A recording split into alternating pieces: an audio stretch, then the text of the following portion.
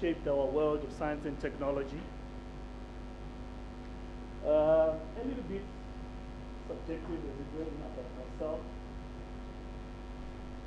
An initiative that we started in the late 90s, right up to the mid-2000s, called Creating World Through Science Initiative.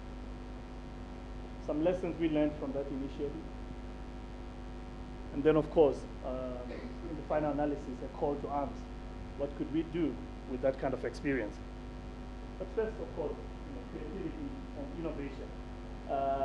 Some people use them interchangeably, but there are certain kind of key things that we would say define what creativity is. We know that there's the process of creating something original that is there.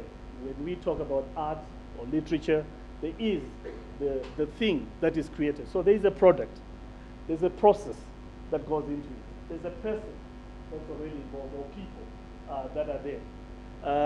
There's obviously a place, whether it's a country, it's whatever, it's a company, it's an organization. There are things that are happening there. And there could be various processes that happen within that. With the idea, it could be about incubating the idea of a period of time.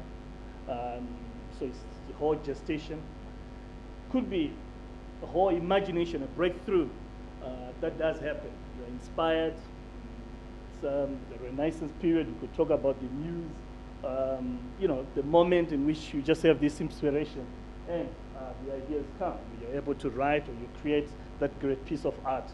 Or it could be improvement, incremental adjustments to what already does exist. But of course, there's always an investment that has got to go into that process. And that is quite key. Now for me, in my talk, I talk about this ecosystem of creativity. Where does this creativity happen? And where must we nurture it?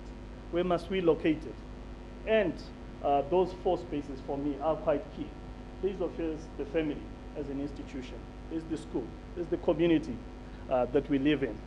There is of course the broader society with all those various organs, our governments, civil society, industry, a whole lot of players that must then create that enabling environment, as I said, the micro level, the family level, or then at the macro level, which is in the broader society. Now, I'll just talk about two key events, arbitrary, that's where breakthroughs. Okay, Neil Armstrong, right there on the moon, 1969 in July. Okay, and then makes that famous statement. One small step, for man, a giant leap for mankind. Great. Okay, it's a breakthrough in itself. Another breakthrough closer home, December 1967. Dr. Christian Barnard then does the first human-to-human heart transplant in Cape Town. Great. It's called a milestone in the field of life-extending surgery. Although the patient lives only for 18 days, but it's a breakthrough. Okay, it's said something. Later on in other operations, one of them lived for 23 years. So it's beginning, it's happening, as it were. So it's a breakthrough. Now you ask yourself what those two things have to do with myself. Now, something which is not exactly a scientific breakthrough happened. I get born. Okay, May 1968. Okay, and as you can see, there's a couple there, out there in some place somewhere, very happy, to have their little thing. But there is a challenge, we have got to call these things something, this little bundle of joy. We've got to give it a name, okay? So great, they have to decide. Now, when you name, something, you're signifying something. The name has got to mean something. You're really, there's a whole lot of symbolism in our names. So you can take all those, okay? They say something, okay? Now, of course, there are great expectations, okay? So this is the firstborn, and you can imagine this couple living in the township and with limited education, and they've got to invest something. Now they give this child a name. Chris Bernard Kabwato. Okay. Interesting. Now, what are the burden of expectations there, the symbolism that comes with this name? Of course, we shall attend university. This will be first in the family, in the whole generation. Okay, in the Kabwatos. First Kabwato to attend university. That's it. We've already signaled that. This is Dr. Chris Bernard Kabwato. You shall be a medical doctor, and a famous one for that. Great. You shall make the name Kabwato, famous in all the. There's a little bit of blasphemy in that. Okay. Of course, it shall be the life insurance for the family. Okay. Now we can also install what? Because for a lot of us, those are the expectations that our larger family brings to us. Okay?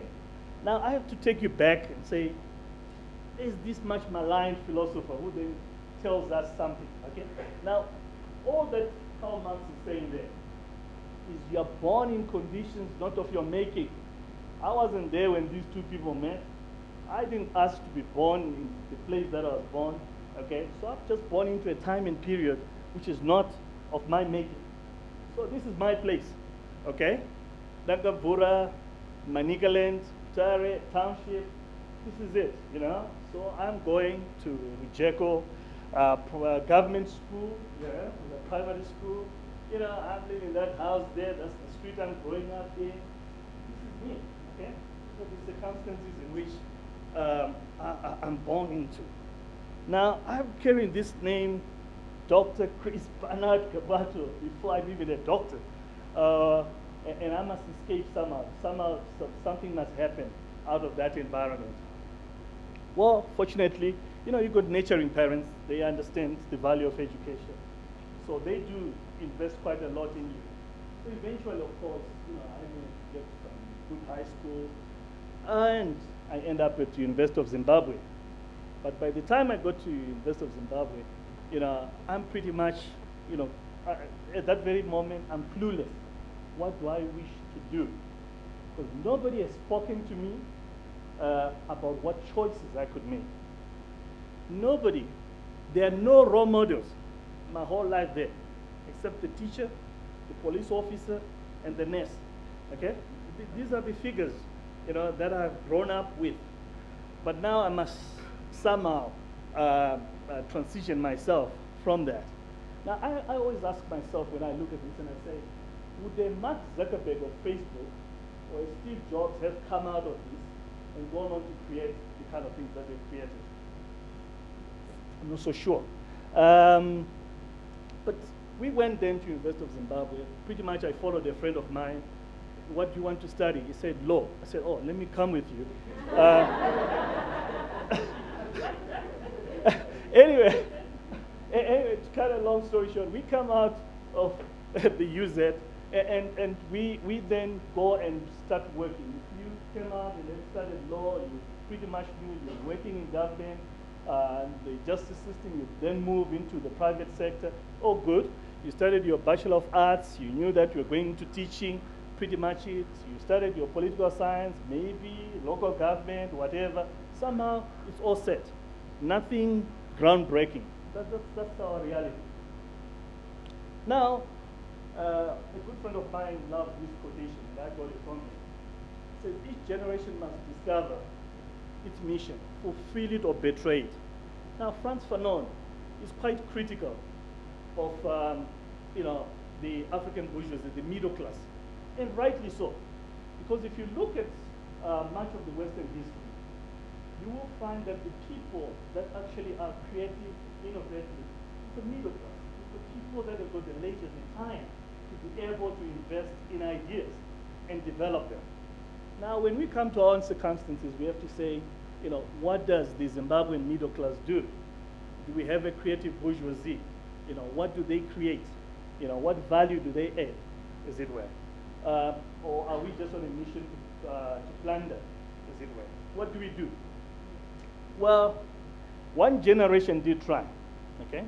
We worked with Professor Chetsanga, one of our eminent scientists, and started a whole initiative called Creating Work Through Science. Then there were these various institutions that came on board: Scientific, Industrial, and Research Development Center. There was the National University of Science and Technology, UZ was on board. There was industry, venture capital, intellectual property, lawyers, and government. And I'll explain a bit what this whole thing tried to do. What we tried to do about 1998, 1999, was to create what we call the entrepreneurial university. This will be the university that begins to realize that the ideas that were coming out of their science department, whether it is chemistry, biochemistry, wherever, were potentially, could potentially be commercialized. But they needed to then have other parties come on board to commercialize those ideas, as it were. So we needed then to have that put in place. We knew that we needed to have funding for research and development. We needed then to ensure that there was a certain kind of regime around protection of intellectual property rights. We needed to create a whole culture of innovation and incubation of ideas. These were all the things that we thought about. And we said, we've got the institutions already. We've got, as I said, National University of Science and Technology, we've got SIRDC, we've got UZ, we've got a whole lot of people. So we brought all those people together, even venture capital. They came together and said, we can begin this process. Now, just as we started the process, our economy went into a tailspin. And of course, we went into our political doldrums. The key people that were involved in all this, after they having done so much groundwork, left the country, most of them to the US. They were eminent scientists that were left, that went. We had done some work. We had actually 2-3 ideas that had come to fruition. Now, there are some lessons that we learned from that whole process. You know, we realized, of course, that we got amazing talent, you know, in this country. But we realized that now, as we begin to try to stabilize and reimagine Zimbabwe, we need to re-engage. But our kind of re-engagement must be very inclusive. There are a lot of ideas that are floating out there, you know, what do we do with the diaspora, what do we do with this and that kind of thing. But I tend to think that we are not being too inclusive in our processes, as it were. We need to engage widely. So we need a kind of a Marshall Plan. And the Marshall Plan was, of course, the plan that came into being in post-war Germany to reconstruct a new Germany. And of course, they put a very strong foundation for what is Europe's biggest economy now. A good friend of mine, 7 years ago, came back from the UK and set up his company, trucking company. And he gave it that name there, Tisuana Acho. We are the people. There's so much meaning that is there. You know, before Barack Obama would say, it is us we are waiting for, we had Tisuana Acho, you know? So, what are you telling me? I don't need to wait for that, okay? So then, we need to work together, the Prometheuses that are here, at the family level, at the school, the community, you know, the broader society, to create that enabling environment. And I hope then my daughter will have a different life from myself. Thank you so much.